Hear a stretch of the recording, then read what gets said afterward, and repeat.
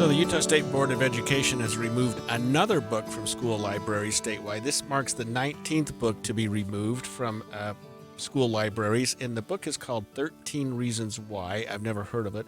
But under House Bill 29, statewide removal is appropriate if 3 districts or 2 districts and 5 charters agree on the removal of a title. And the 3 districts that joined in on this one were Nebo, Tooele, and Washington County. So once that happened, it triggered the statewide removal. Here's KSL's NewsRadio's Regan Edelman with more. 13 Reasons Why by Jay Asher has joined Utah's Banned Book Club, becoming the 19th book removed from all school libraries statewide.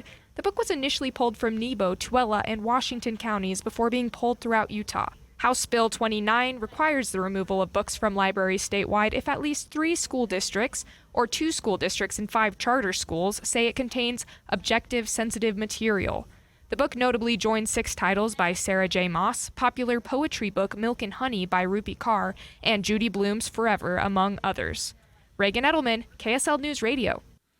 So one of the things, of course, that this brings up are people's, I think, initial response to say, wait, book banning is so Fahrenheit 451, right? Where the whole premise of the book is that we don't allow books.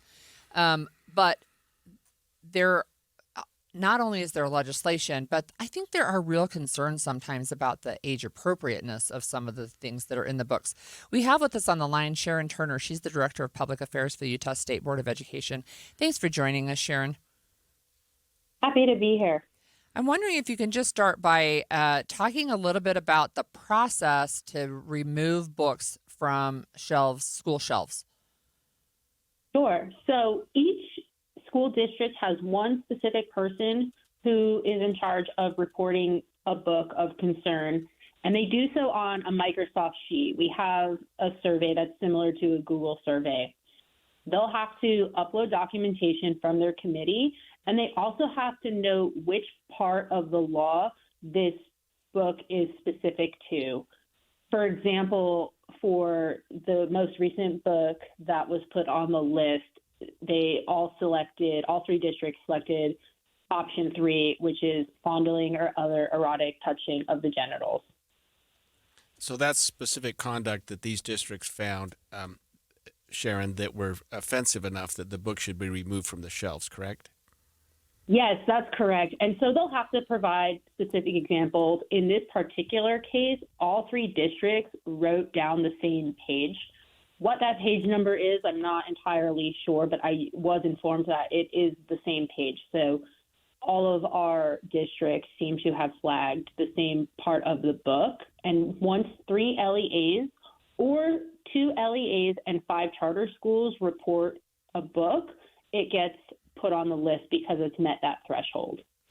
So just from a 30,000-foot view, are these books being looked at as they're put on the shelves, or is it after books are on the shelves, maybe they're checked out, maybe a parent says, oh, wait, what are you reading? Usually it's on the shelves of a library, and again, the parent picks it up and goes, oh gosh, I don't know that I want my student reading this. Or someone in the library goes to check it out, a staff member, and they're like, oh, I didn't think that this maybe was appropriate for a child of this age. And so it gets flagged in various ways, and then it does have to go through this formal process and through a committee and to make sure we're only actually putting books on the list that meet those requirements. So let's talk about that review, and I appreciate you joining us, Sharon. But so if 3 districts say, hey, this book has offensive material, the state board still does its own independent review, or there's a committee that looks at it? The state board does look at it, and usually we are pretty trusting of all the LEAs. Again, like a lot of times, like in this particular case, they're all citing the same exact page, and it's, again, we do make them tell us what part of the law specifically this connects with. So I am wondering about the response from parents, from community.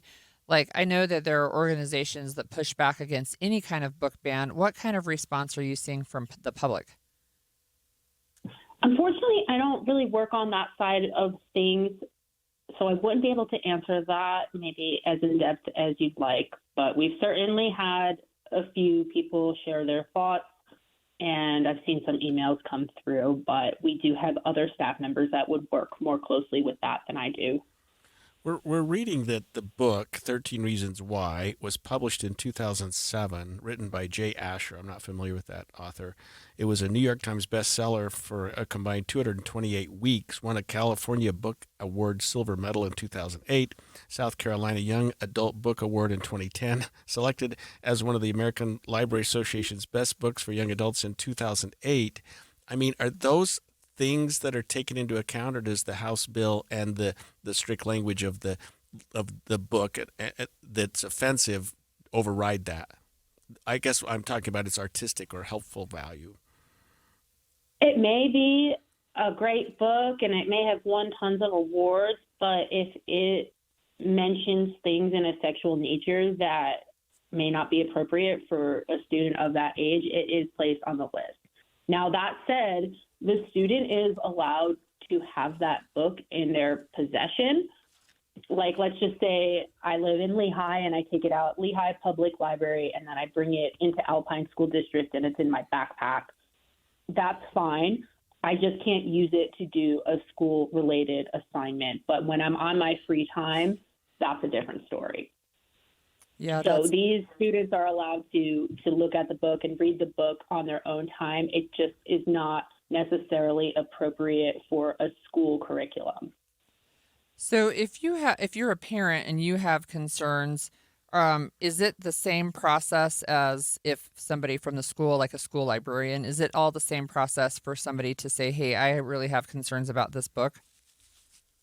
If a parent has a concern, they would have to reach out to their district, and it does have to go through that specific appointed person at the district. So when the complaints or the concerns are brought to the state level, they can only be filed by that designated representative at the school. Now, of course, we have a hotline for parents to express themselves and go through that process. But as far as the formal list goes, that does come through that appointed person at the district level. This might be a difficult question, but the bill was passed in 2024, so it's been on the books now seemingly over a year. I'm just wondering why this particular book is being examined now. Is it it's just been brought to the board's attention finally for the first time? Yeah, I suppose so. I guess it's just sometimes books that have been around for a long time just pick up popularity for whatever reason, and that could be part of it. It's hard to answer why it's come up at this time versus coming up a little bit earlier. Is there any kind of do you have a sense of how many other books potentially are raising concerns? I mean, I know that this is the 19th book, that originally there were 13 on the list, so we've added a few more since then. Is this something that happens relatively regularly coming through your office? It is pretty regular. So when that form is filled out, we have certain districts filling out, for example, 13 reasons why. And then once we get 3 documents from that or 3 survey results, it gets flagged. So we keep a running list. So we could say that perhaps someone in Tooele County reported this a year ago, and then Washington County didn't notice it until last week, and that's when they put in their survey. And so it's just when they hit that 3. And I'm just using those as examples because I know those are 2 of the districts that did file reports on this specific title. But again, it's an ongoing process. And once we hit that 3, it gets on the list. Thanks, Sharon. That was Sharon Turner, Director of Public Affairs, Utah State Board of Education. We're now up to 19 books which have been banned pursuant to the Utah Code and the law in the state of Utah.